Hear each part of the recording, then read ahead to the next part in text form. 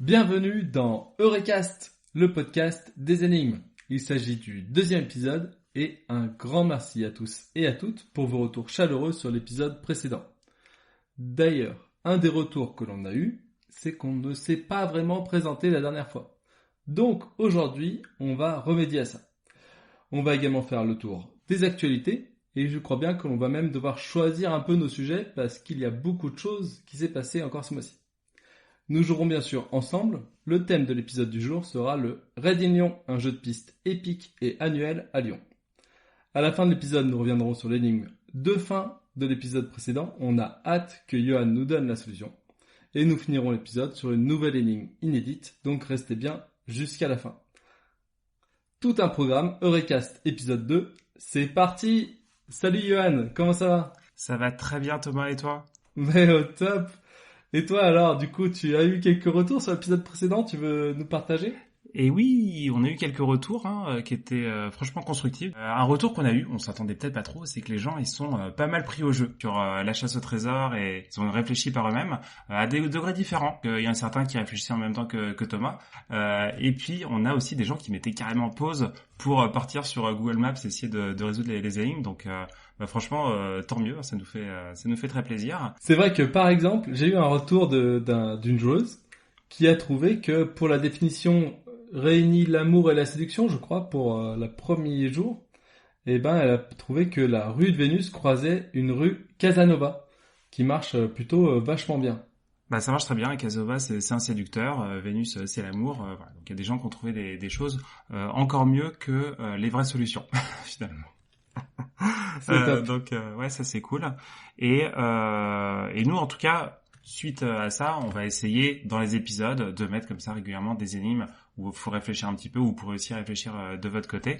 On sera un petit peu limité forcément parce que c'est à l'oral, donc quand on pourra décrire, on le fera. On pourra se servir de temps en temps aussi des illustrations qu'on publie avec les podcasts sur Instagram.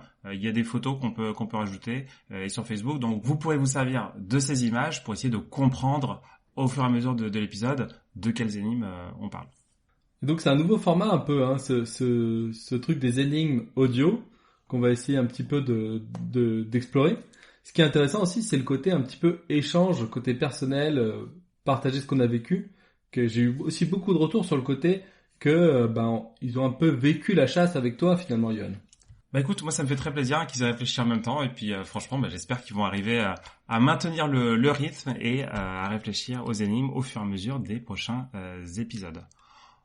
On peut peut-être parler des actualités maintenant. C'est vrai qu'il y avait le Hard Champ dont on a parlé la dernière fois qui a eu lieu depuis. Thomas, tu as participé avec moi. Je pense que tu t'es plutôt pas mal débrouillé, non, sur le Hard Champ? Ah bah on a transpiré, mais c'est quand même notre moins bonne performance de toute l'histoire de Hard Champ. D'habitude, on a toujours réussi à finir le jeu dans les 4 heures. C'est déjà énorme, 4 heures de jeu.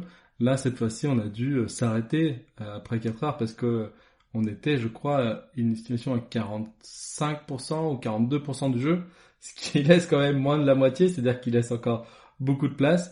On a transpiré, mais je crois que de ton côté aussi. Oui, on a transpiré aussi, et c'est vrai que c'était un peu ironique parce que, pareil, nous, pour la première fois depuis, je crois que c'est la 5e fois qu'on participe, on n'a pas réussi le soir même à conclure l'aventure, et ça, c'était super frustrant, faut le dire. C'est vrai qu'à chaque fois, ça nous arrive d'avoir des gros blocages, on reste des fois 30 minutes, voire 1 heure dessus.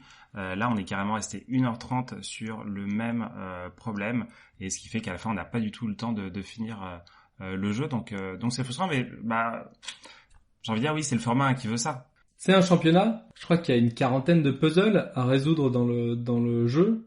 C'est une estimation grosse maille, et il n'y a pas d'indice, puisque c'est un championnat, donc il n'y a pas à favoriser quelqu'un parce qu'il est arrivé plus tôt à une énigme. Si tu as fait 98% du jeu et que tu bloques, tu bloques pour toujours. C'est comme ça, c'est le format qui veut ça, et ça donne un petit côté épique.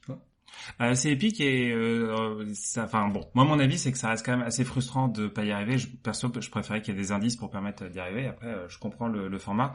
Jusque là, j'avais échappé à ça, mais quand on le vit, en fait, c'est assez terrible parce que c'est vrai qu'on se réserve la soirée avec l'équipe pour tenter ça et nous, c'est vraiment au bout de 30% du jeu qu'on bloque sévèrement, donc on est un petit peu on est un petit peu embêté. Mais bon, voilà, on a tranquillement attendu les indices pour enfin finir le jeu. Et c'est vrai que toute la fin du jeu, pour le coup, était beaucoup plus fluide que le début. Moi, je l'ai beaucoup plus apprécié. Et il y a eu des très bonnes trouvailles. Globalement, enfin, je suis quand même très satisfait de la qualité du jeu et des énigmes. C'est vrai. Moi, après, j'aime bien aussi ce moment de douleur, hein, de moment où tu dois te remettre en question pour trouver des nouvelles idées. Là, c'était un poil long, parce qu'on n'a pas trouvé d'idées. Je crois qu'on a mis 2h30 pour passer un puzzle. Mais c'est un bon souvenir quand même de mon côté, comme toi. La deuxième moitié était très fluide et waouh, quel travail quand même, parce que je rappelle que c'est un jeu gratuit qui occupe du coup les meilleures équipes plus de 2 heures. C'est incroyable, hein, je trouve. Ouais, ils font du très bon travail. Hein, Mais bon, voilà, ouais, c'est ça, blocage. Et en fait, nous, pour dire quand même ce qui s'est passé, on est arrivé à un stade où on n'arrivait pas à résoudre l'énigme parce que on avait des acquis sur l'énigme. On avait passé une étape où pour nous c'était évident que c'était d'une certaine façon qu'il fallait faire et on réfléchissait avec la suite et il y avait déjà pas mal de choses qu'on pouvait faire en fait avec les données qu'on avait après. On allait vraiment dans tous les sens en disant voilà on va finir par trouver quelque chose. Ça marchait pas parce que en fait il fallait remettre en question quelque chose qu'on avait établi et ça c'est très dur. Hein. Toi Thomas, le blocage, c'est vrai que vous avez bloqué pendant plus de 2 heures. Oui, pour le coup, on a mis, je pense, une bonne demi-heure à trouver toutes les informations. C'est déjà assez long, hein, puisqu'on sait qu'il y a quand même beaucoup de choses à faire. Un puzzle ne doit pas nous prendre une demi-heure d'habitude pour avoir le rythme. Mais après, on a eu l'impression d'avoir fait la bonne chose. Donc, on n'a certainement pas fait la bonne chose. Mais du coup, on n'est pas revenu dessus. On a cherché plus loin, on a cherché plus compliqué. Et malheureusement, au bout d'un moment, on a réessayé. Je crois qu'on a réessayé plusieurs fois avant d'arriver à faire l'action. Et on a eu l'impression de l'avoir fait. Donc, il y a une certaine frustration de ne pas s'être posé dans l'équipe, de ne pas avoir fait les choses calmement quand on était sûr que c'était ça qu'il fallait faire, au lieu de faire assez vite et dire c'est pas ça et on passe à autre chose. Donc, oui, pas mal de frustration, mais ouais, encore une fois, c'est un exercice hyper intéressant. J'invite les auditeurs à essayer de faire le jeu. Il est gratuit et on peut le refaire. On peut refaire toutes les archives. Et encore une fois, celui de cette année, je le trouve plus compliqué et plus long que ceux des années précédentes. C'est vrai que l'avantage en plus de le faire maintenant, c'est que on peut circuler les indices comme on veut. On peut demander de l'aide par ailleurs. On peut aussi voir, je crois, des solutions qui sont publiées. C'est pas toujours le cas, mais à des moments, ils ont fait des vidéos où ils parcourent tout le jeu, ce qui permet de se débloquer sur certains endroits. Et ça, c'est pratique si on bloque.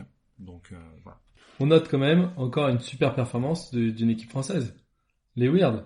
Effectivement, les Weird qui ont fini deuxième du classement et ça c'est incroyable quand on sait toutes les équipes qu'il y a autour du monde qui sont super fortes. Quand on voit les temps en plus c'est hallucinant. Enfin tu dis mais ça comment est-ce qu'ils ont pu faire aussi vite la quantité d'énigmes qu'il y a à faire tout simplement ils enchaînent et il n'y a pas de temps mort. Ils ont mis quoi, moins de 3 heures? Ouais, je crois qu'ils ont mis moins de 3 heures effectivement. Nous je pense qu'on a mis 2h40 pour la deuxième moitié du jeu où on n'a pas eu de blocage. Donc t'imagines, il faudrait réussir à faire la première moitié du jeu en 0 minutes, alors qu'on a galéré comme pas possible. C'est donc... ça. Non, mais en fait, eux, simplement, quand c'est vrai que toi tu dis il n'y a pas eu de blocage, mais ça prend un certain moment de résoudre les énigmes, et eux, ils ont des techniques. Je pense, je les ai pas vus jouer, mais déjà de se répartir au maximum les énigmes, et puis de faire en sorte que tout aille hyper vite et qu'il y ait zéro temps mort. Ouais, j'aimerais bien être une petite souris et voir comment ça se passe. Ça doit être hyper intéressant, mais je pense que nous, on transpire et on a l'impression d'aller dans tous les sens. Donc eux, ça doit être une énergie assez folle. Et du coup, ils vont aller faire la finale du coup à Prague, c'est ça cette année? C'est ça, finale à Prague en physique avec les 10 meilleures équipes pour s'affronter sur des escape games physiques. Hein. C'est vrai que pour faire un championnat d'escape game, on en parlait, d'avoir un jeu physique à la fin, c'est quand même pas mal. Donc on pourra voir ça en live d'ailleurs. Et là, du coup, on pourra être une petite souris puisqu'on pourra voir tout ce qu'ils font en direct. Exactement. Voilà, ça c'était pour le Hard Champ. Il y a une deuxième actualité dont moi je voulais parler. C'est la soirée énigme qui se passe à Paris. Alors c'est un projet qui a été lancé récemment par l'entreprise Unsolved. Unsolved, c'est des gens qui créent des chasses au trésor, qui ont créé l'Élixir d'Or, qui est une grosse chasse au trésor qui date d'il y a 1 an maintenant. Et voilà, ils se diversifient un peu sur les projets. Et là, il y a cette idée de rassembler un petit peu la communauté d'énigmes en vrai. Alors ça se passe à Paris, pas à Lyon. Désolé Thomas, c'est vrai que c'est arbitraire, mais peut-être que ça sera organisé dans d'autres villes par la suite.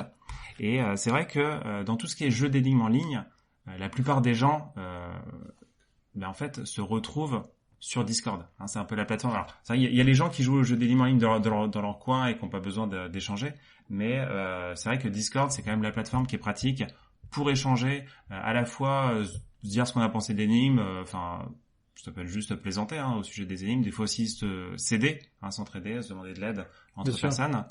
Donc la plupart des acteurs des jeux d'énigmes en ligne ont leur plateforme Discord. Il y a The Apple University, Thomas, vous avez votre plateforme. Moi, j'ai celle aussi que j'utilise pour mes jeux.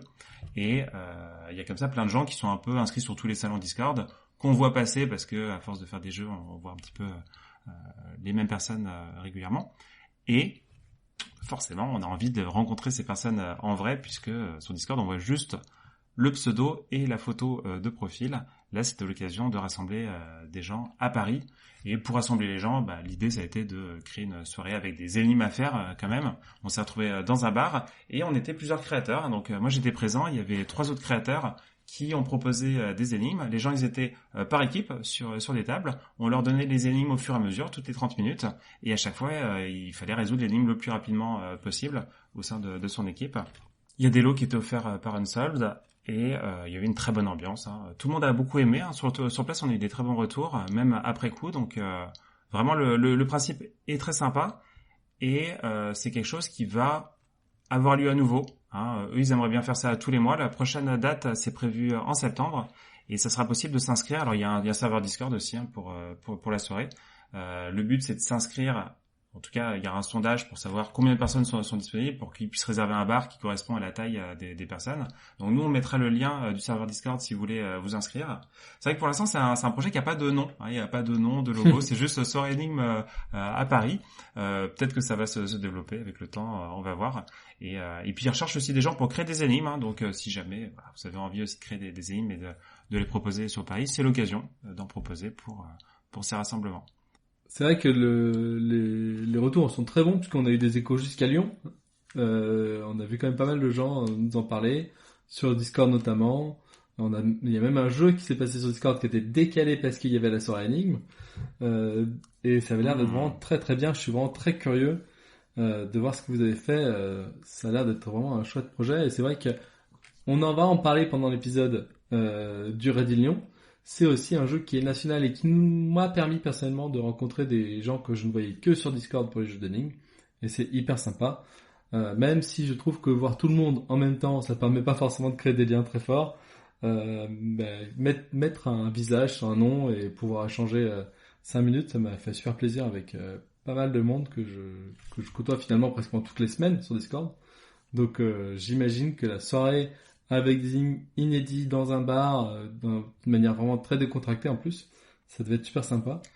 C'était très sympa, effectivement. Il y a des gens qui sont venus d'un petit peu loin, il me semble, qui ont pris le train pour assister à la soirée.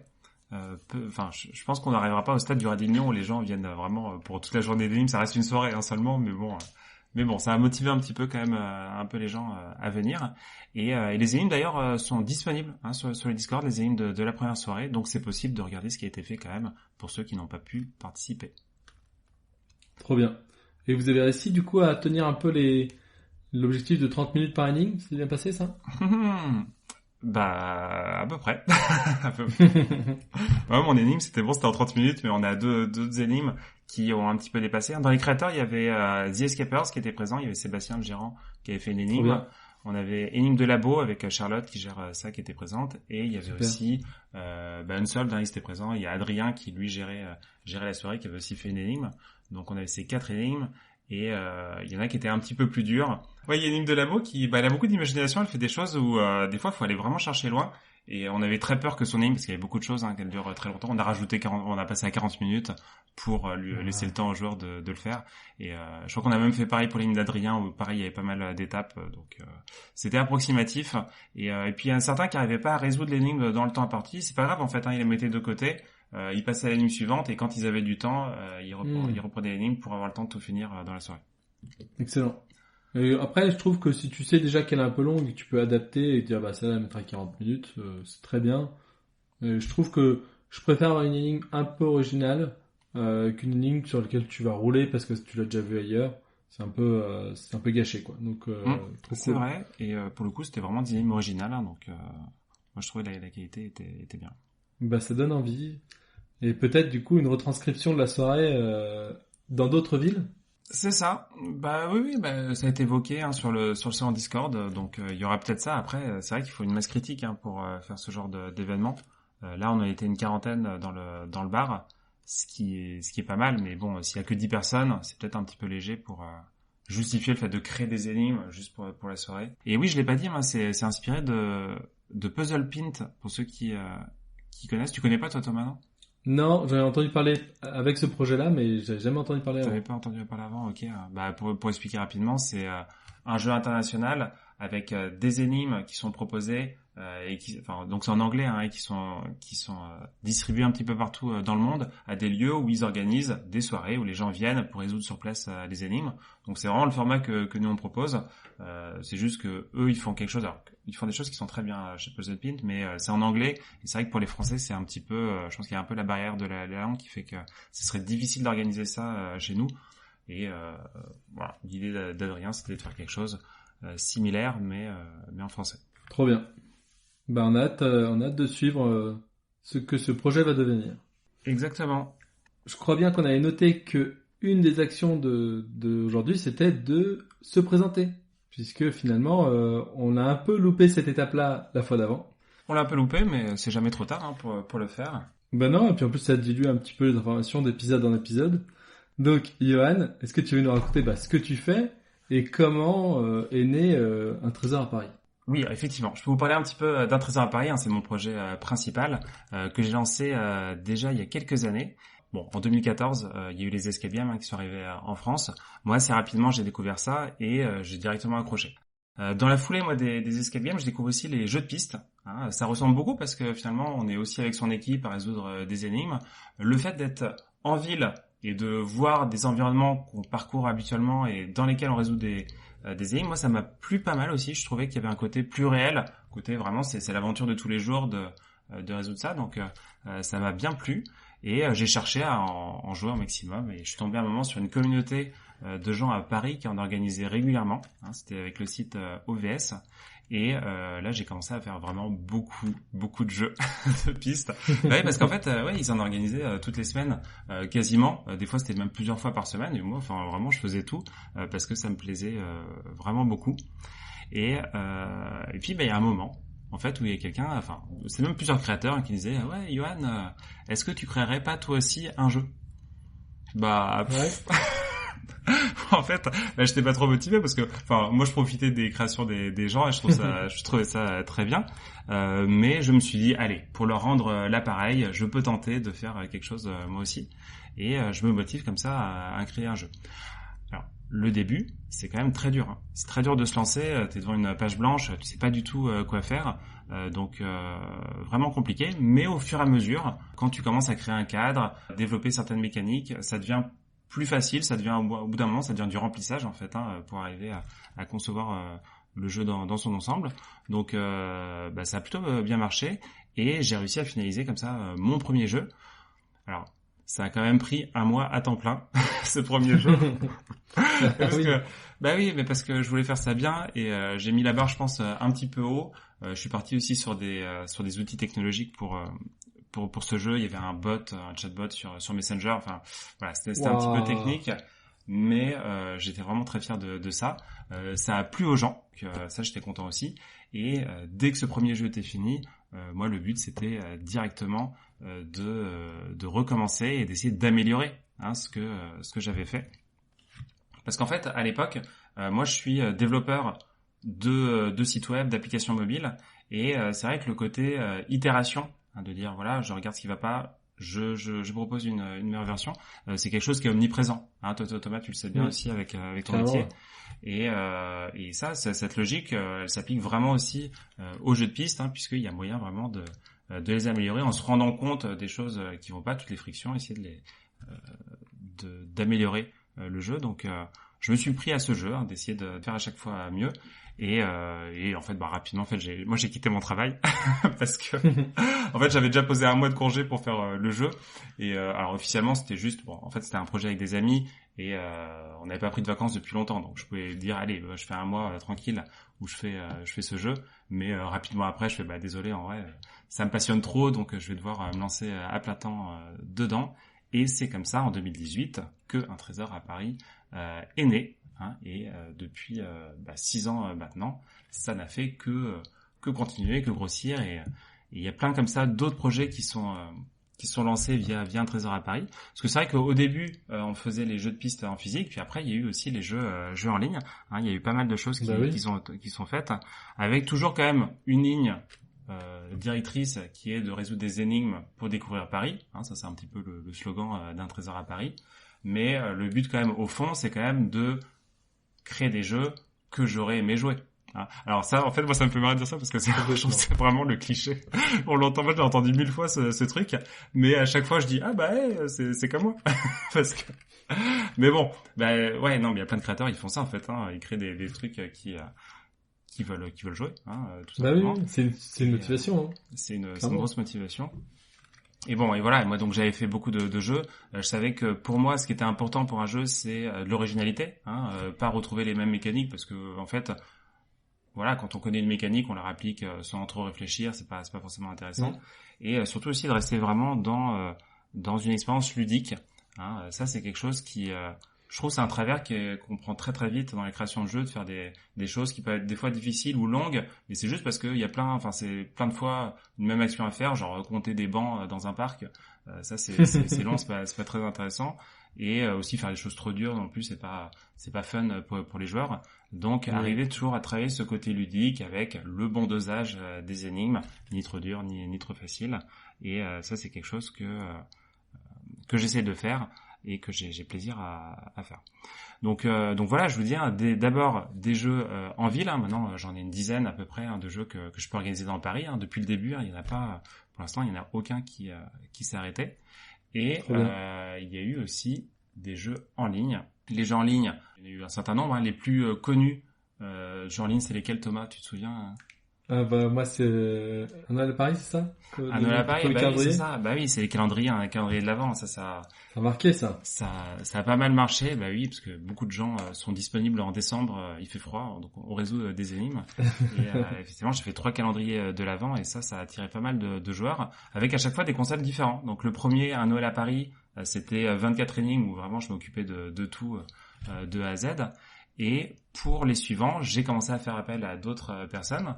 Il y a eu d'abord les aventures de l'Avent. Ça, le principe, c'était de faire appel à d'autres créateurs d'énigmes en ligne pour qu'on conçoive tous ensemble les énigmes. Là, j'ai fait appel du coup à Thomas et Zuppel pour m'aider. Ils nous ont fait une très belle énigme sur ce calendrier. Et pour le 3e calendrier, qui était donc la route des cadeaux. Des cadeaux. Et bien, ça, le principe, c'était de se balader un petit peu partout en France et de rencontrer des agences qui font aussi des jeux de piste pour voir des énigmes qui pouvaient nous proposer. Et là, à nouveau, j'ai refait appel à Zuppel, puisque après tout, ils organisent aussi des jeux de piste à Lyon. Donc, on a eu à nouveau une très belle énigme de Zuppel sur ce projet. Tu penses à un autre jeu? Je pense à le Trésor du Roi, non? Comme ça que ça s'appelait? Il y a eu le Trésor du Roi de France, effectivement, aussi, qui était un grand jeu de l'été. Mais en fait, tout ça, c'est des jeux qui ont été lancés au moment du Covid, puisque il fallait s'occuper. Et c'est vrai qu'il y a eu ce jeu de l'été, puis les calendriers qu'on suivi. Mais c'est vrai que les calendriers ont beaucoup plus pris que le Trésor du Roi de France, qui était... C'était payant. Non, mais c'est ça, en fait. Effectivement, je pense que le fait que le jeu soit payant, c'était une grosse contrainte pour les joueurs. Voilà, donc pas mal de projets. Et le dernier projet en date, et non des moindres, qu'est-ce que c'est? Bien, c'est ce podcast, bien sûr. Mais c'était évident. C'était évident. Moi, je m'attendais à une annonce et tout. Une annonce d'un nouveau jeu. Il y en aura d'autres, bien sûr, mais pour l'instant, tout est confidentiel. Ouais, voilà. Écoute, j'ai fait le tour d'Un Trésor à Paris. Maintenant, vous savez un petit peu ce qu'il en est. Et je pense qu'on peut passer maintenant à la présentation de Zuppel. Allez, en tout cas, merci pour cet échange. C'était hyper intéressant et on s'est bien projeté. Et ben, The Pearl, je ne suis pas tout seul. Nous sommes deux avec Annabelle. Annabelle, c'est ma chérie, ma femme, mon associé et ma partenaire, hein, parce que quand je joue des énigmes, c'est également avec elle. J'ai l'impression que c'est que des synonymes, mais non, il y a des petites variations. Il y a des petites variations de personnel et couple pour participer au jeu et créer des jeux. Voilà. Et du coup, on est tous les deux informaticiens et on avait très envie de faire un projet qui nous tient à cœur, sur lequel on soit autonome et on puisse y mettre toute notre passion, mais on savait pas ce que c'était. Nous, on est parti sur, on veut faire quelque chose, mais on sait pas quoi. Et donc toi, l'escape game est arrivé en France en 2014. Nous, il est arrivé en 2016 en France, à Lyon. L'escape game, c'est marrant le petit décalage temporel. Voilà, nous, on a commencé. Notre histoire, finalement, a commencé par le Raid in Lyon, puisqu'on a joué au Raid in Lyon pour la première fois en 2016, qu'on a gagné, et c'était incroyable. C'était une journée d'énigmes à fond, de stratégie. On a pris un plaisir fou cette journée-là. On est arrivé complètement crevé le soir, et on a gagné du coup un escape game. Incroyable. Mais c'est quoi un escape game? Donc on va faire un escape game. Et puis en fait c'est hyper sympa quoi, passe un super bon moment. Après coup, je sais pas si c'était une super salle ou non, en tout cas moi j'ai un super souvenir, c'est le premier. On découvre plein de choses, il y a des mécanismes qu'on pouvait utiliser en plus à l'époque qui n'existent plus maintenant, donc il y a un petit côté nostalgique quand j'y repense. Voilà, du coup on commence à se dire que ce serait super cool de travailler là-dedans, peut-être pas. On continue à faire des réunions. Et du coup, en 2018, je crois que c'est là où c'est passé, on a commencé à entrer en contact avec les organisateurs du Raid in Lyon, qui est une association. Et on se dit, en fait, le Raid in Lyon, c'est un événement. C'est-à-dire qu'en fait, ils créent des énigmes pendant plusieurs mois. Et après, la journée est passée, ils jettent pas tout, mais ça va dans le placard des archives, quoi. Et on se dit, nous, on pourrait faire une application pour rejouer les Raid in Lyon quand l'événement est passé, pour avoir les événements précédents, rejouer les énigmes que t'as pas pu faire, parce qu'il y a c'est quand même un jeu qui est tellement grand qu'en fait tu peux pas faire toutes les énigmes en une journée de 8 heures. Donc finalement, on se dit qu'on fait ça, on met du temps à construire le projet, et on se lance en 2019 en disant on prend 6 mois de congé sabbatique pour créer ce qu'on appellera The Pearl Go. C'est l'idée en fait de refaire des énigmes dans la ville, sur une application mobile, et en s'inspirant des énigmes du Raid in Lyon, puisque bien sûr il faut qu'on les retravaille pour un public plus petit. Déjà c'est des The Pearl Go, on peut le faire à 1, on peut le faire à 2, on le fait pas à 5, on le fait pas dans un moment de compétition, donc on les retravaille un petit peu. Nous, avec une année de retard sur toi, Johan, on crée The Pearl en 2019. C'est proche, c'est quasiment pareil. C'est pas loin. En tout cas, on est assez synchro sur les façons de penser. Puis c'est le moment où on a eu les mêmes idées, je pense.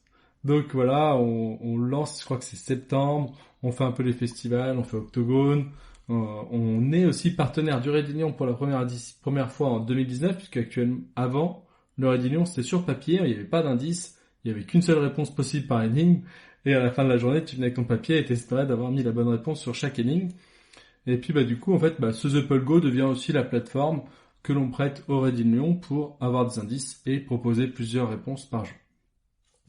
Et puis après, on a passé beaucoup de moments à se chercher, à trouver qu'est-ce qu'on voulait faire. The Pearl Go n'a pas un volume suffisant qui nous permet en fait tout simplement de ne faire que ça. 2020, Covid, on fait les jeux en ligne. Encore une fois, un écho très proche de ce que tu as vécu toi, Johan. Nous, on lance The Pearl University. Donc, depuis, on a fait 4 éditions. Combien? Ouais. Waouh. 4, ouais. Ouais.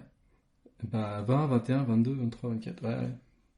En fait, on se lance. Donc, en fait, la première, elle doit être en 2021. Et après, on fait University, c'est trop cool. On s'éclate comme des fous là-dessus. L'année d'après, on commence à faire des team building qui encore une fois marchent bien, mais pas suffisant pour ne faire que ça. L'année d'après, on commence à faire des jeux sur mesure, c'est-à-dire en fait, on travaille avec la ville, on travaille avec les médiathèques, avec des associations pour faire des jeux à titre pédagogique ou pour mettre en avant des quartiers. Encore une fois, c'est hyper amusant et on s'éclate à faire ça. Et ben l'année dernière, gros bouleversement, puisque on a l'opportunité d'avoir un local à Oulin et de créer notre propre escape game. C'était un peu le début de l'histoire, hein. C'était en 2016 quand on a joué à un escape game qu'on s'est dit qu'on allait faire The Pull. Et finalement, 7 ans plus tard, on récupère un local et on se lance dans l'aventure. Ce n'est pas encore ouvert parce qu'on est encore en travaux, mais sans donner de date précise, c'est en bonne voie. Et voilà, cette année, on a encore plein de nouveaux projets. Encore une fois, comme Johan, c'est secret défense. On ne peut pas tout partager, mais on a hâte de les annoncer. Et puis, un projet incroyable que l'on fait en ce moment. Et c'est oui, c'est le podcast, hein. Moi, c'est bon. Mais oui. Ok, super. Bah écoute, franchement, très sympa d'entendre ça. C'est vrai que c'est vraiment partie du Red Lignon au final, hein, cette aventure. Vous avez un peu transformé ce format, hein. C'est vrai que je trouve que c'est une grosse différence entre un format où les réponses sont les mêmes mais on n'est pas sûr, surtout on n'a pas d'indices, entre un format et où on a des indices et où on valide les réponses et on est sûr directement que c'est bon. Je pense que ça rend le jeu aussi un peu plus long et plus exigeant, le fait de devoir trouver les bonnes réponses plutôt que d'être capable de passer et d'arriver jusqu'au bout. Je sais pas si toi t'as ressenti à ce moment-là quand il y a eu ce changement que ça devenait plus dur ou pas forcément. Je sais pas si ça devient plus difficile. Je pense que en fait les énigmes changent dans le temps, dans la vie de tous les jours. Les escape games changent, donc le Red Union aussi a changé. Il est en près de nouveaux standards, on va dire. Mais oui, forcément, ça change le jeu. Par exemple, quand t'as qu'une seule réponse possible, et tu fais une énigme, tu regardes l'énigme, t'as une idée qui te paraît cohérente, t'écris ta réponse et tu passes à autre chose. Alors que quand t'as 3 réponses possibles, au final, tu l'attends, tu te dis non, et là tu te dis, attends, faut qu'on réfléchisse. Donc finalement, les joueurs, c'est beaucoup plus difficile pour eux de zapper une énigme et d'aller à la suivante. Oui, c'est ça. Surtout si t'as faux, tu dis, non, je reste pour trouver la bonne réponse. Hein. Exactement. De pas savoir que t'as faux directement permettait ça, de dire, allez, c'est sûrement ça, on passe à la suivante. Dès que t'as trouvé une réponse qui te convient, en fait, ça suffit. Il y a d'autres choses qui ont changé. Surtout d'un point de vue organisation, parce qu'en fait, il faut se rendre compte que le jeu se finissait à 18h, il fallait que tous les joueurs reviennent à un point précis, avant 18h, donc c'est aussi une contrainte pour les joueurs, hein, donner leur papier, et puis après, c'était parti pour 2 heures, 3 heures de dépouillage. Ah ouais, ça m'étonne pas. Ouais. Pour que chacun ait un score, et puis en plus, il y avait des bonus qui étaient calculés. Si t'avais une énigme, en fonction des années, c'est pas toujours le même bonus, mais si t'avais fait une énigme que personne n'a réussi, vu qu'ils savent pas exactement le niveau de difficulté, ça change. Forcément, si il y a un échafaudage qui s'est créé devant, s'il y a une manifestation qui passe devant, tout ça c'est des histoires vraies, ou alors même si elle n'a pas été testée avec un public vraiment cible, on se rend pas compte de la difficulté. Donc pour pallier à ça, ils faisaient des bonus qui dépendaient du nombre de gens qui ont résolu l'énigme. Donc c'était impossible à faire. T'avais des bonus si tu faisais des familles d'énigmes. Donc oui, c'était très très long pour eux de dépouiller et de mettre vraiment un score à chacun. 18h, les équipes, elles gèrent leur temps comme elles veulent. Elles sont pas obligées de revenir au point de départ. On appuie sur stop. Le score, il est calculé. On a encore des opérations manuelles. Mais c'est un repos d'esprit pour l'équipe qui est assez important. Ouais. Ok, très bien. Bon, peut-être qu'on va passer à la partie sur le Red Union, justement, non? Ouais, t'es parti, t'as envie de jouer, là? Ah oui, moi j'attends ça que depuis le dernier épisode, là. Allez, du coup, c'est parti pour parler du Red Union et une énigme en particulier. Je vais être général au début. Donc le Red Union, j'ai décrit ça comme un jeu de piste épique qui se passe dans Lyon une fois par an. Attention, c'est pas du tout récent puisqu'on a fêté, je crois, la 15e édition cette année. Donc c'est vraiment un truc qui est là depuis longtemps, c'est ancré dans le paysage lyonnais. Et puis de plus en plus, ça devient même national, hein, puisque des gens viennent du nord, de Toulouse, un peu de Paris aussi, je crois, pour jouer. Et le mode, on va dire, historique, c'est 10h, 18h. Donc c'est quand même 8 heures de jeu. Pour pas mal d'équipes compètent, c'est 8 heures de jeu non-stop. On a fait un autre mode de jeu en 2020, je crois. Donc ça doit être la 10e année, donc la 11e édition, quelque chose comme ça. On a fait un mode de jeu plus cool, qu'on a appelé le mode chill, qui était finalement 4 heures de jeu et environ un tiers des énigmes. Et on mettait des énigmes un peu variées en fonction des années. C'est soit plutôt des faciles, soit un panel pour découvrir le jeu. Donc ça peut aller de des faciles aux très compliqués. C'est pas parce que vous mettez un mode chill que vous avez pas d'énigmes compliquées, ça dépend des années. Donc ça c'était ce deuxième mode de jeu qui s'est rajouté pour un peu ouvrir le public. Et finalement on a rajouté un troisième mode de jeu qui était le mode intense.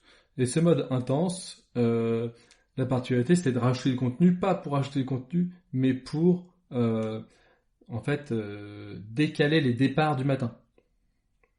Tu vois, comme on a, je crois que c'est 500 équipes, c'est 250 équipes dans le mode normal. En fait, 250 équipes qui partent en même temps, c'est trop compliqué. Donc, en fait, on fait plusieurs modes pour décaler les départs.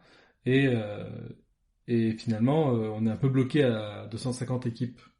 250 personnes, excuse-moi, je dis des bêtises. 250 personnes. Parce que, il faut qu'on arrive à gérer les départs de tout le monde. Donc, on a créé ce mode intense où on rajoutait des énigmes en plus. Et ils partaient un peu plus tôt. Et justement, on va faire une énigme de l'année 2022 qui se passait du coup dans le 7e de Lyon. Et c'était actuellement, à l'époque, ça s'appelait le mode Warrior, c'est le mode intense de maintenant. Donc, ça veut dire que c'est une énigme très difficile. Ok. Bon, on va essayer, hein. Alors, pour l'histoire quand même, je l'ai retravaillée pour l'occasion, pour que ça l'adapte à peu près au format. Ça veut dire qu'elle est mieux découpée, elle est mieux organisée, tu pourras mieux réagir sur des parties de l'énigme. Mais ça veut dire aussi qu'il y a moins de perches, puisque pour pas que tu court-circuites complètement l'énigme, j'ai enlevé les éléments qui faisaient un peu rebond, mais qui te donnaient un peu la suite avant, ainsi de suite. Donc, je sais pas exactement s'il est plus simple ou plus difficile que celle du jour J. En tout cas, elle est un peu différente. Ok, on est d'accord, c'est pas une énigme qui a été remise dans The Go, hein, c'est quelque chose qui était juste présent sur le moment. Exactement. Parce que quand vous avez fait The Go, il y a quand même un gros filtre qui est fait entre les énigmes du jeu et celles qui sont présentes. Oui, en fait, quand on fait The Go, il faut pas qu'elle soit trop difficile, il faut qu'elle soit très liée au lieu. Il faut aussi qu'il y ait d'autres énigmes pas très loin. Donc, en fait, on en récupère actuellement, je pense qu'un bon objectif, c'est 1/5 des énigmes. Tu vois, ça fait quand même un très gros filtre. Donc, celle-ci n'est pas dans The Go. Et elle n'y sera pas, puisque elle était très isolée pour le coup. Elle n'est pas très liée au lieu et elle est très difficile. Donc elle coche toutes les cases de ce qu'il ne faut pas. Okay. Le nom de cette énigme, c'est l'arc-en-ciel des sentiments. Premier indice. Ouais, c'est vrai que les noms d'énigmes, ça peut aider. Hein. Ok. Ensuite, je vais te dire où c'est pour un peu te situer, parce qu'il y a quand même un petit lien avec là où c'était. Tu veux que je regarde sur Google Maps ou en temps réel? Ce serait bien, ouais. Ok, vas-y. Tu peux te mettre sur Google Maps. T'en auras pas besoin de manière forte, mais tu vas voir, il y a quand même pas mal de descriptions de ce qu'il y a autour. Pour ceux qui nous écoutent, on mettra sûrement une photo de la carte ou une photo de ce qu'on voit sur place en description de l'épisode, je pense. Donc, le mode Warrior de l'époque, le thème de tout ce qui était ce mode encore plus difficile, c'était l'enfance. En fait, il y a plusieurs zones de jeu, et on a fait une zone de jeu exprès pour ce mode intense qui était l'enfance, donc là ça tourne autour de l'enfance. Donc, si tu pars du Pont Pasteur à Lyon, tu vas avoir la rive gauche, c'est-à-dire la rive qui se trouve à l'est par rapport au Pont Pasteur. Tu vas remonter un tout petit peu au nord, et là tu auras des jeux pour enfants, vraiment juste à côté, juste au nord du Pont Pasteur. D'accord, parce que je vois qu'il y a le parc des Berges du Rhône, donc c'est dedans. Oui. Et il y a des jeux pour enfants. Ah si, je les vois effectivement. Ok. D'ailleurs, tu vois, il y a une petite fontaine qui a été fort appréciée par les joueurs, puisque je crois que ce jour-là, il a fait très très chaud. Ouais, c'est l'été que c'est organisé, il me semble, non? C'est l'été, ouais, mais pas depuis si longtemps que ça en fait. Je crois que c'est depuis 4 ans que c'est l'été. Ok. Yes. Alors j'ai choisi cette énigme, c'est pas pour rien, parce que il y avait, on va dire, 80% de l'énoncé qui se faisait sur une bande son. Donc je me suis dit que c'était quand même plutôt adapté au format podcast. Donc si ça te va, je vais te lire l'histoire. Ok, vas-y. Il est l'heure de se faire de nouveaux amis sur le terrain de jeu, et votre timidité vous gagne. Et oui, parce que tu te rappelles, tu es un enfant et tu es devant le terrain de jeu. La nostalgie des amis qui sont loin depuis votre déménagement. la colère de ne pas savoir être celui que vous aimeriez être, la joie de se lancer dans de nouvelles rencontres. Vos sentiments semblent confus. Donc, on retient en gros que tu as déménagé, que tu veux te faire de nouveaux amis, et puis surtout, on voit un petit peu un écho au titre. Ah ouais? Ouais. D'accord. Moi, je suis surtout confus. Hein. C'est vrai que c'est ça que j'ai retenu à la fin. Non, mais c'est vrai que les trucs comme ça à l'oral où tu parles sur du lyrisme un peu, je trouve ça toujours dur de bien suivre. C'était exactement une énigme d'organisation d'information. Donc, c'est pour ça que j'essaie un peu de souligner les trucs importants. L'énigme s'appelle l'arc-en-ciel des sentiments et on parle du coup de la nostalgie, de la colère, de la joie. Et voilà, on apprend que tu as déménagé et que tu as un peu peur d'aller sur le terrain de jeu pour te faire des nouveaux amis.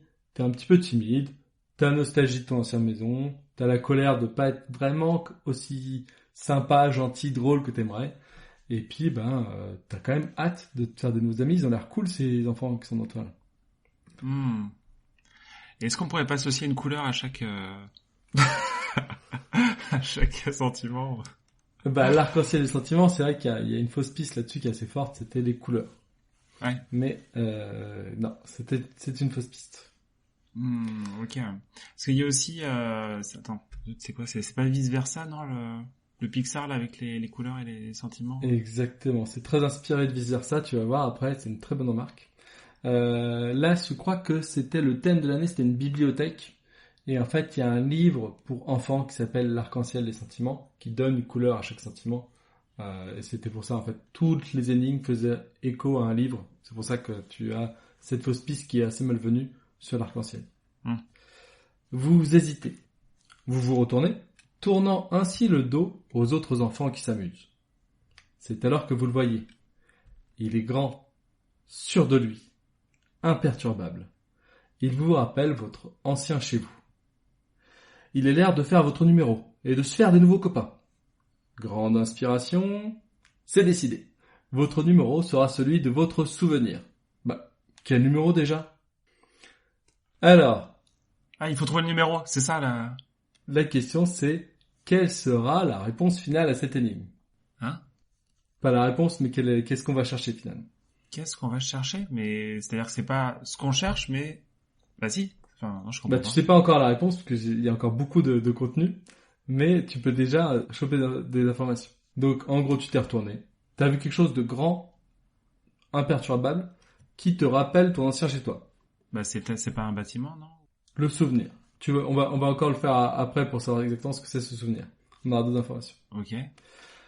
Mais c'est l'heure de faire ton numéro pour te faire ton nouveau copain. Il faudra que tu prennes un peu un jeu d'acteur. Et la question, quel est ce numéro? Le numéro de votre souvenir. Ah, mais pardon, excuse-moi. En fait, un numéro, c'est pas un numéro de téléphone. Enfin, c'est pas un nombre. C'est un numéro de clown. Voilà. Là, toi, tu vas faire en tant qu'enfant ton numéro de clown, ton jeu d'acteur pour être plus sympa que tu l'es encore d'habitude, plus drôle que tu es d'habitude. Mais le double sens de ce numéro, c'est que la réponse finale de cette énigme sera un numéro. Donc un nombre. Un nombre. Ah oui, un double sens, d'accord. Ok. Il y a un double sens. Donc on retient, on cherche le nombre, et le nombre de quoi? Le nombre du numéro. Le nombre du numéro. Le nombre du souvenir. Celui qui est grand et imperturbable. Waouh, ok. C'est bon? Allez, on passe vraiment à la ligne cette fois-ci. La prochaine fois, tu auras des choses à déduire. Je te sens pas chaud là. Pop, pop, pop.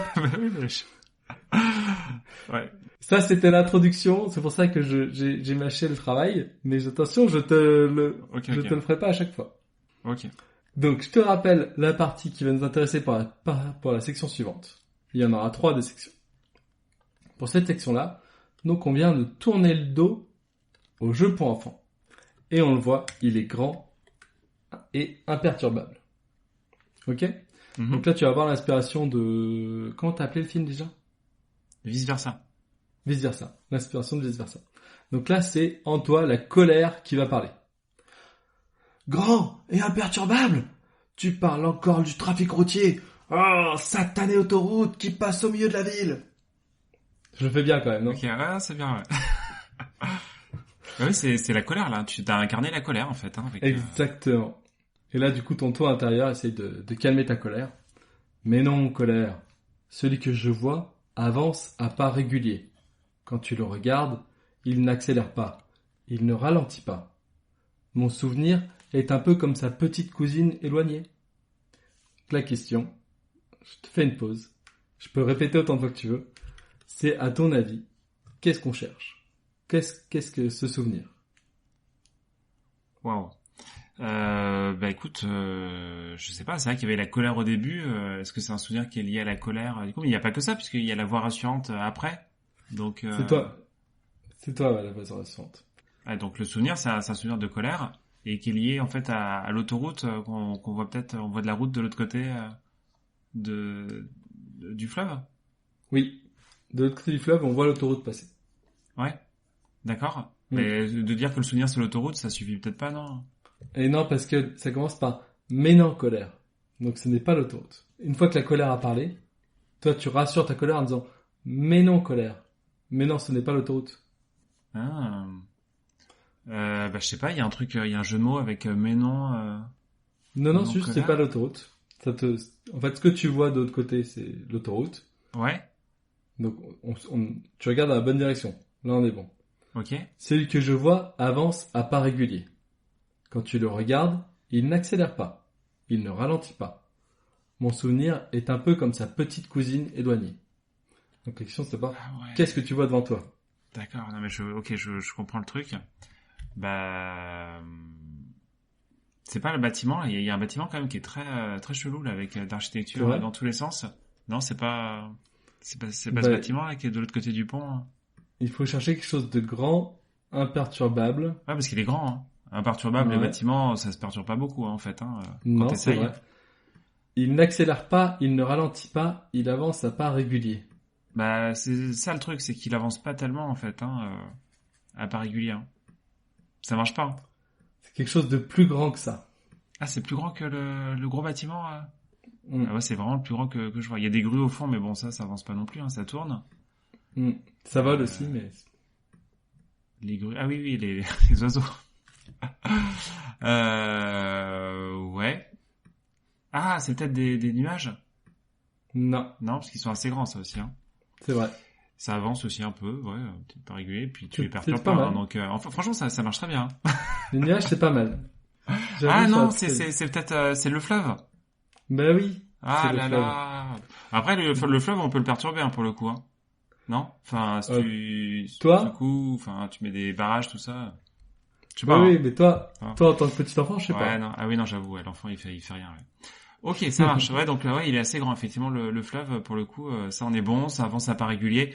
Enfin, oui, pas tout au long de l'année, mais ouais, sur un instant T, on peut se dire que ça, c'est régulier, quoi. Ok, ah, ça marche bien, ouais. Quand tu le regardes, il n'accélère pas, il ne ralentit pas, il avance à pas régulier. Donc mon souvenir est un peu comme sa petite cousine éloignée. Donc on Ah apprend oui, un peu plus sur le souvenir. d'accord. Et il faut du coup trouver sa cousine éloignée, en fait, non On pourra peut-être pas la trouver d'un coup, mais on comprend déjà mieux la nature du souvenir. Mhm. Donc, en gros, le souvenir, c'est une cousine éloignée du fleuve. Une petite cousine éloignée. Ok, ok. Séquence numéro 2. Alors, séquence numéro 2, je vais te faire encore un petit rappel. Du coup, il était l'heure de faire ton numéro. Puisque tu veux te faire des nouveaux copains, donc tu fais un petit peu ton meilleur de toi-même, on va dire. Et là, à l'intérieur de toi, la tristesse parle. Mais personne ne devra jouer un numéro. Et attends, je le faisais bien, déconcentre-moi pas. Tu n'es pas un acteur. Ouais, tu n'es pas un acteur, non, je te confirme. Hein. Mais vas-y, essaye. Merci. Tu n'es pas un acteur. N'essaye pas d'être celui que tu n'es pas. Garde les pieds sur terre. Ah, c'est pas comme le fleuve. Ah non, c'est pas comme le fleuve. Donc, on va répondre à la tristesse pour essayer de la calmer encore un peu. Bien au contraire, tristesse. T'as compris le bien au contraire, du coup, déjà? Bah non, je crois pas, non. Puisque c'est pas comme le fleuve. Oui, oui, voilà, ça, oui. Parce qu'il garde pas les pieds sur terre, bien au contraire. Bien au contraire, tristesse. Je me rappelle d'une piste. J'avais remarqué que le nom de mon animal totem était la concaténation du nom de mon souvenir et de l'élément qui la compose. Wow. Attends, vas-y, redis-moi là. J'avais remarqué que le nom de mon animal totem, nouvel élément qu'on recherche, Ok. était la concaténation du nom de mon souvenir et de l'élément qui la compose. Mais c'est chaud quand même, toutes ces énigmes, non? Enfin, je sais pas. J'ai l'impression elle est terrible, hein. Elle est horrible. Elle est horrible. Tu passes 1 heure dessus, quoi. Je pense qu'elle a dû prendre facilement 20 minutes, une demi-heure, oui. Ah ouais. D'accord. Après, comme je disais, il y avait des perches un peu plus mélangées. Donc t'avais pas mal de subconscient qui te faisait penser à, tu vois. Mais ok. du coup, qu'est-ce qu'on cherche maintenant? C'est ça la question. Moi, ce que donc j'ai compris, c'est qu'il faut trouver un nom d'un animal qui est composé de 2 choses en concaténation. Donc d'abord le nom du souvenir et ensuite l'élément qui la compose. Et c'est là où, par exemple, si c'est de l'eau, puisque c'est la cousine éloignée d'un fleuve, il y a des chances quand même que ça soit de l'eau. Et l'eau, c'est bien parce que c'est un son qui se rajoute très très bien à un mot pour former autre chose, quoi. Donc Top.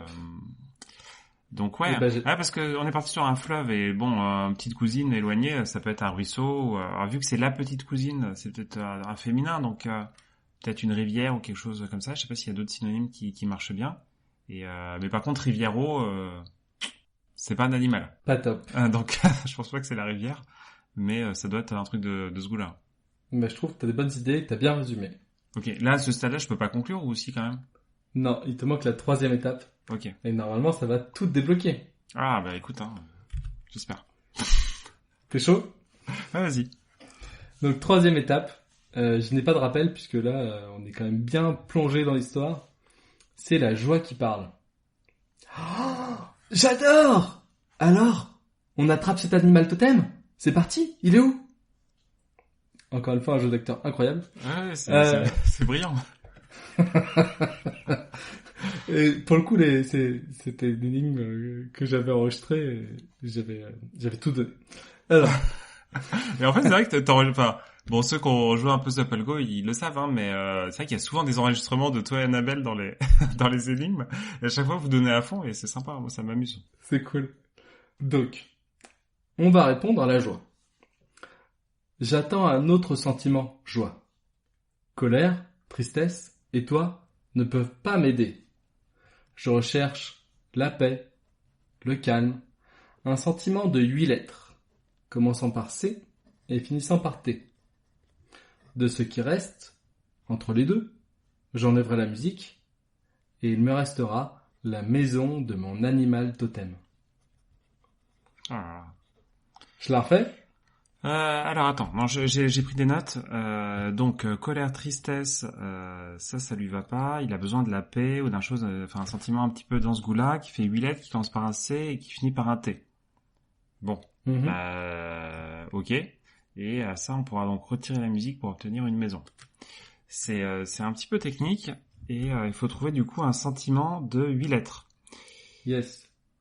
Qui rejoint la paix. Ouais, non, parce que moi je pense au calme ou la sérénité. La sérénité, ça finit par un E, hein, je crois. Enfin, sérénité, on pourrait dire ça finit par un T. Mais non, hein. Tu joues pas, je pense, sur ce genre de tableau-là. Ouais. Il y a des éléments qui permettent de trouver ce sentiment que j'aurais peut-être pas... Oui, vas-y, complètement. si tu veux vas-y, redis-moi du coup les trucs. Je te le refais. Vas-y. Et puis peut-être que tu vas rebondir sur des choses peut-être qui peuvent différer de ce que tu as pris comme note. J'attends un autre sentiment, joie. Colère, tristesse et toi ne peuvent pas m'aider dans cette tâche. Je recherche la paix, le calme, un sentiment de 8 lettres, commençant par C et finissant par T. De ce qui reste entre les deux, j'enlèverai la musique. Et il me restera la maison de mon animal totem. Oui, oui, la paix, le calme. Voilà, j'ai ajouté calme que j'avais pas noté. Ah, c'est peut-être vraiment le mot qui va tout changer là. C'est vrai que calme, ça commence par un C aussi, donc peut-être quelque chose qui ressemble à calme. Hein. Calmement, non, ça fait pas. C'est pas un sentiment, calmement.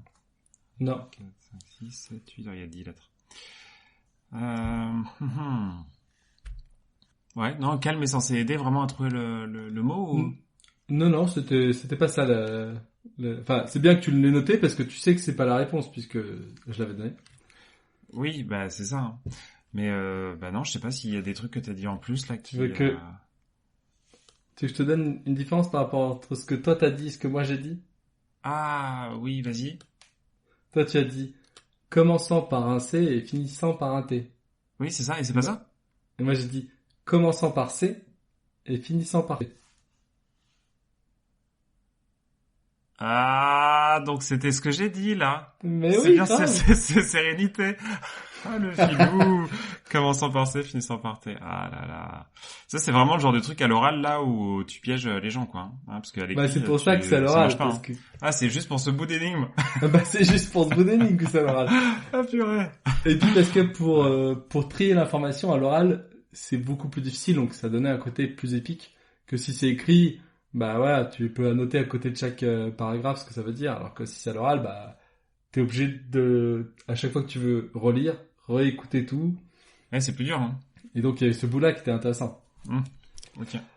Donc t'as trouvé le sentiment. Bah oui, bah du coup j'ai tout là, ça tombe facilement après, hein, puisque on a C, été qu'on met de côté, il nous reste Ré, Ni, la musique c'est le Ré, la maison c'est le Ni. Donc l'animal totem, c'est, on va dire un oiseau ou quelque chose du genre, quoi. C'est moins volatile. Mhm. Bah c'est bien, ok. Ouais, donc là peut-être qu'on peut remonter hein, en se disant, bah l'animal totem qu'est-ce que c'est, sachant qu'il finit par bon, peut-être toujours un O, mais bon, après je suis pas sûr. Hein, les autres éléments, on a la terre, le vent, le feu.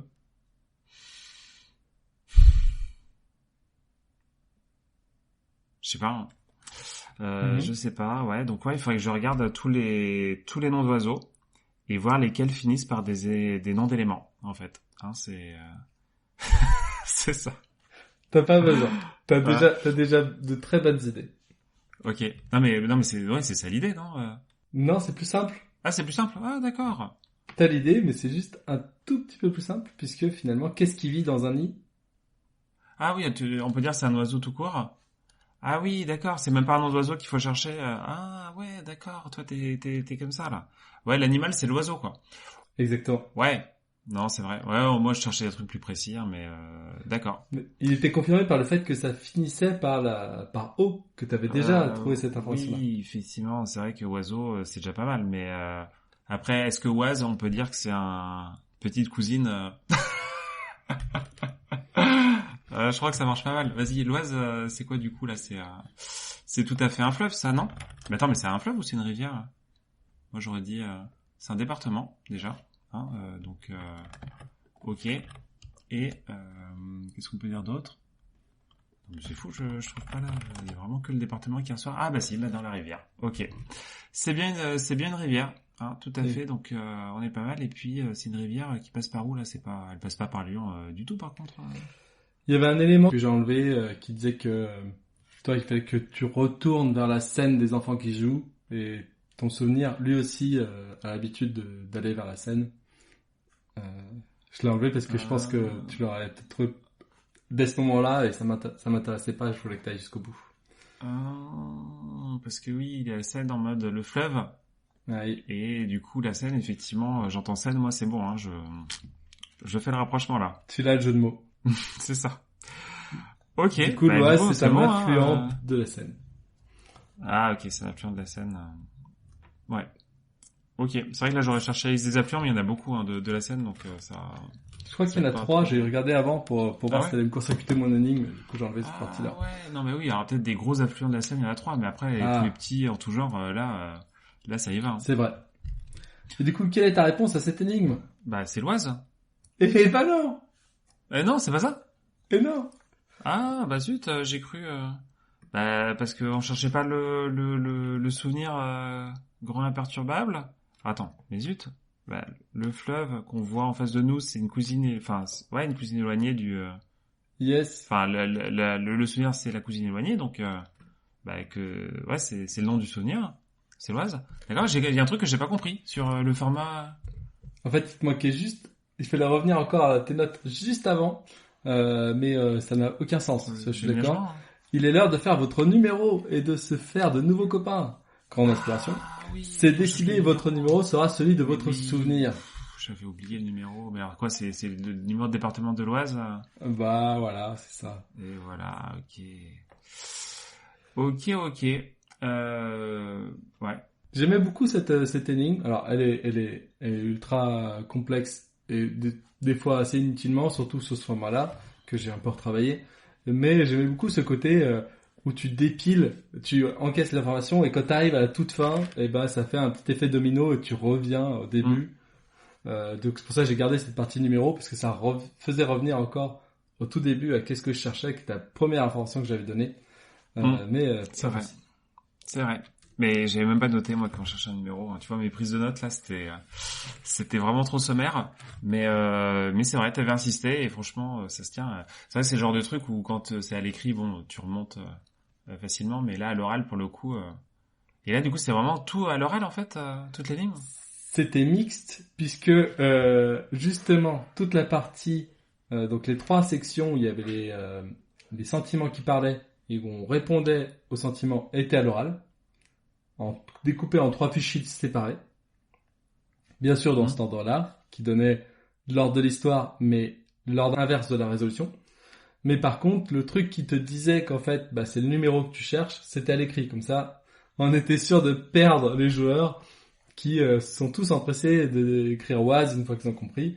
Et en fait, maintenant, il fallait aussi penser à regarder la partie écrite. Encore une fois, si c'est écrit, c'est moins piège quand même, parce que tu peux tenter de relire tout d'un coup pour vérifier. Hein. Après, est-ce que les gens le font beaucoup? C'est pas sûr, j'avoue. Mais c'est toujours le truc, hein, il y a plusieurs étapes, t'en as une, t'es content et hop, ça valide quoi. Les énigmes intenses ou Warrior à l'époque, c'était vraiment l'occasion de faire des énigmes où on se lâchait sur la difficulté et où ça allait permettre de faire une compétition dans les meilleures équipes qui jouent. Donc c'est vrai que voilà, on se lâche un peu. Mais je me rappelle que plusieurs grosses équipes l'ont fini en 20 minutes. Hein. Donc Non, ça m'étonne pas, hein, parce que c'est pas si long que ça et pas si dur. Hein, donc ça se fait. Et moi, franchement, je trouve que c'est cool. Hein. J'aime bien ce type d'énigme avec les différentes étapes. C'est vrai que ça fait pas beaucoup utiliser. Par contre, le décor, enfin ça, tu l'avais remarqué. Hein, il y a juste à remarquer qu'il y a le fleuve. C'est ça. Oh, oui. Non, mais après, why not, hein. Ouais, non, je suis d'accord que le lieu est très peu utilisé, mais il est tellement gros, le fleuve, que les gens cherchaient des choses beaucoup plus petites, et du coup, c'était même un contre-pied, quoi. Et bah, j'espère que ça t'a plu. Ouais, non, ça m'a plu. Hein. C'est vrai qu'au final, on n'a pas utilisé les jeux pour enfants, donc ça, c'est un peu triste, mais bon... c'était quand même très empreint de nostalgie comme énigme, hein, avec tout ce qui a été dit, donc c'était plaisant. Cool. Merci Thomas, hein, de nous avoir fait revivre ça. C'était très sympa. Ah oui, d'ailleurs, juste, je me permets de faire un dernier coup de pub. Le Raid Union, c'est en juin, donc en gros, vous l'avez loupé, mais ça revient en juin l'année prochaine, et ça, c'est une bonne nouvelle. Donc, ça se note dans l'agenda, on n'a pas encore le jour exact, ce sera un samedi de juin, a priori, début juin. C'est ça, hein. Le Raid Union, maintenant, c'est trop lancé, hein. Après 15 ans, c'est inarrêtable, hein. Maintenant, c'est tous les ans. C'est ça. Et c'est un bon petit rendez-vous pour pas mal de passionnés d'énigmes partout en France. Et il y a des énigmes plus simples que celle-ci. Je tiens à préciser. C'est ça. Non, mais par contre, est-ce qu'il y a des énigmes qui sont du même niveau? Je pense que quand même un peu, non? Enfin... Pour cette année, je dirais qu'il y avait 2 énigmes qui étaient vraiment, je veux dire, hardcore. Et après, qu'on a choisi de garder pour avoir le côté compétition, hein, parce qu'il faut quand même, quand les équipes sont très fortes, ils aient des énigmes sur lesquelles ils puissent se départager. Mais voilà, après, ça veut dire que en fonction de comment tu comptes, les 22, 28 autres énigmes étaient faisables un temps très correct pour les fortes équipes. Ok. Je te propose de passer à la suite, puisque on avait dit qu'à la fin de l'épisode, on partageait avec les éditeurs et auditrices l'énigme de fin, et moi, j'ai hyper hâte de savoir quelle est la solution de l'énigme du mois dernier. Exactement, on peut donner la solution. Ah oui, donc toi, en fait, t'as pas trouvé. Hein, t'as cherché, il y a pas eu de déclic. Ah bah, j'ai cherché. Peut-être j'ai trouvé, peut-être j'ai pas trouvé, mais je sais pas. Donc je peux te dire déjà D'accord. j'ai intuité. Bah écoute, pourquoi pas, tu peux. Alors, je vais rappeler l'énoncé pour qu'on se souvienne bien. C'était j'ai deux enfants dont l'un est une fille. Quelle est la probabilité pour que l'autre soit aussi une fille? Ouais. Eh ben je pense que c'est une question hyper intéressante. Je sais pourquoi j'ai fait qu'un enfant maintenant. Ouais, pour éviter d'avoir à se poser ce type de questions. Exactement. Non, alors du coup, tu avais aussi précisé que c'était pas une chance sur deux. Oui.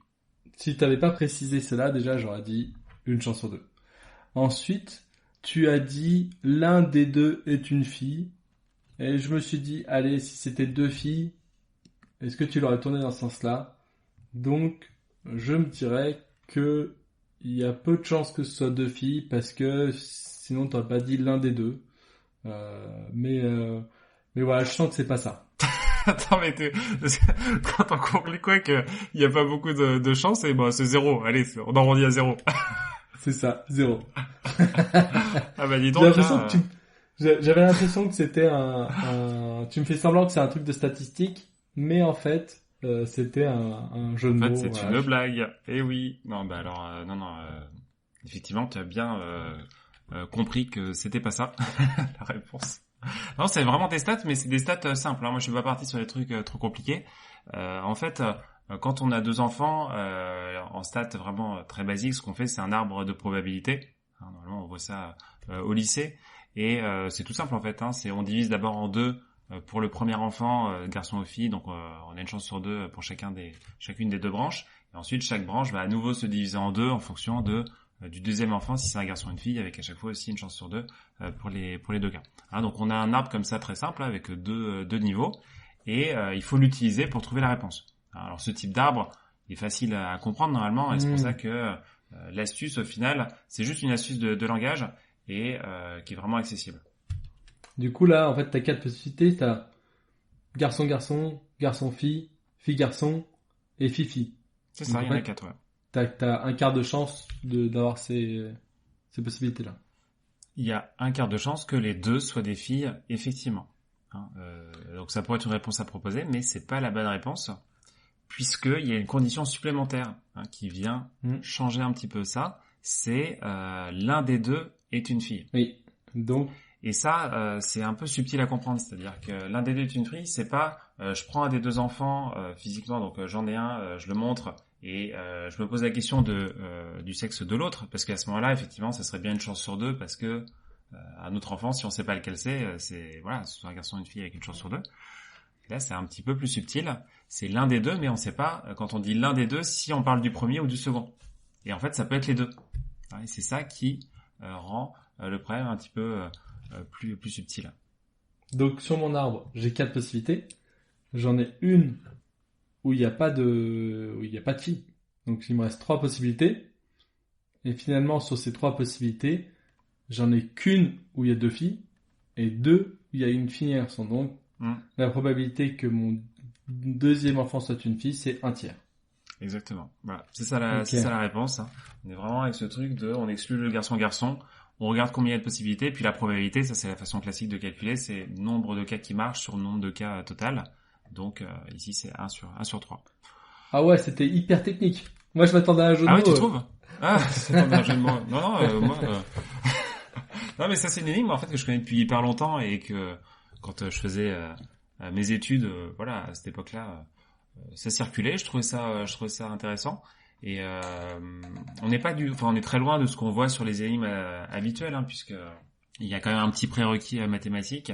Mais moi, je trouve intéressant cette histoire de juste sur la formulation. On a l'impression que c'est évident, mais en fait non. Il y a cette subtilité qui se cache dans la phrase et ça piège même les meilleurs, quoi. Oui, et puis en fait, c'est rare d'avoir des énigmes mathématiques pures qui tiennent en une phrase, quoi. Aussi, ouais. Ça, j'avoue, moi, c'est des trucs que j'aime bien. C'est des énigmes où c'est vraiment très court. Et l'avantage de ça, c'est que on part un peu moins dans tous les sens, parce qu'il y a moins de fausses pistes qui peuvent sortir de partout. On reste concentré vraiment juste juste sur ce qu'on a, et au bout d'un moment, ça peut éventuellement venir. Bah écoute, hyper intéressant. C'est vrai que je ne fais pratiquement aucune énigme, enfin je propose aucune énigme de mathématiques pures parce que les gens parfois adorent les énigmes, mais ils sont allergiques aux mathématiques. C'est Ouais, quand c'est même vrai, bien sûr. Hein. des fois le cas. Oui, les maths, ça pose souvent problème, et moi, c'est pas non plus une énigme que je proposerais dans le cadre d'un de mes jeux. Hein. Clairement, ça c'est juste une énigme qui était, que je connais, que je trouve marrante et que je partage, mais je trouve aussi que c'est trop mathématique pour un jeu grand public aujourd'hui. Et en tout cas, tu m'as bien eu. Un bon contre-pied. Yes. Alors juste pour info, il y a quelques joueurs qui m'ont donné la bonne réponse en commentaire, mais c'est quand même très peu qui l'ont fait. Il y a peut-être certains qui vont chercher sur internet, parce que ça se trouve vraiment facilement, mais ça on ne sait pas. Voilà, ça c'était la solution. On peut peut-être passer maintenant à la nouvelle énigme de fin, et cette fois-ci c'est toi Thomas qui nous a préparé quelque chose. Et oui. Là pour le coup c'est une vraie création, non ? C'est une création, et elle n'a pas été testée, donc autant dire que on arrive sur de l'inconnu. Et bien sûr, le but, c'est que vous y réfléchissiez de votre côté également, tout le temps où entre deux épisodes. C'est quoi ? C'est au moins un mois, on va dire, entre deux épisodes. Peut-être un mois, effectivement. Donc là, moi aussi, même si je la trouve la réponse, je le dis pas. Tu peux dire, j'ai une idée. Je pense que l'avoir. Histoire de mettre la pression aux éditeurs et auditrices. On dire oui, c'est facile. Oui, voilà. Instantanément, tu l'as eu. Donc, prêt ? Vas-y. L'inverse de l'opposé de l'inverse. C'est facile. L'inverse de l'opposé de l'inverse. Mm-hmm. De rouge, c'est win. Le mot gagner en anglais. Mm-hmm. Personnellement, je joue l'inverse de rouge et l'opposé de l'inverse de rouge. Alors, est-ce que tu as deviné comment je joue ? Écoute, je l'ai pas. Je le direct. Non mais ça c'est un truc qu'il faut se poser, et puis il faut l'écrire, hein, parce que si tu l'as pas sur papier, je pense c'est dur de se le repasser en tête, puisque c'est un peu long, quoi. Alors sur papier, elle est beaucoup plus facile. Néanmoins, à l'oral, elle est beaucoup plus drôle. Ah ouais ? Je trouve qu'il y a un côté enivrant de l'inverse de l'opposé de l'inverse de rouge. Ah oui, de l'entendre. Ouais, oui. Je suis d'accord. Après, pour trouver la solution, faut se concentrer, là. Il vaut mieux se poser et l'écrire, je suis d'accord. Donc, l'inverse de l'opposé de l'inverse de rouge, c'est win. Gagner en anglais. Personnellement, je joue l'inverse de rouge et l'opposé de l'inverse de rouge. Alors, comment est-ce que je joue ? Ok. Écoute, je vais y réfléchir entre-temps, parce que là, pour le coup, ça vient pas tout de suite, hein, la solution, et je pense que c'est normal. Mais tant mieux, on va dire. J'ai tout un mois pour y réfléchir, comme les auditeurs. Donc voilà, réfléchissez-y, et on verra si c'était bon. Je pense que c'est l'heure de conclure. Merci de nous avoir écoutés. On espère que ça vous a plu. Dites-nous en commentaire Instagram ou Facebook ce que vous en avez pensé. Et on se dit à bientôt dans le prochain épisode. Ciao, ciao! Ciao!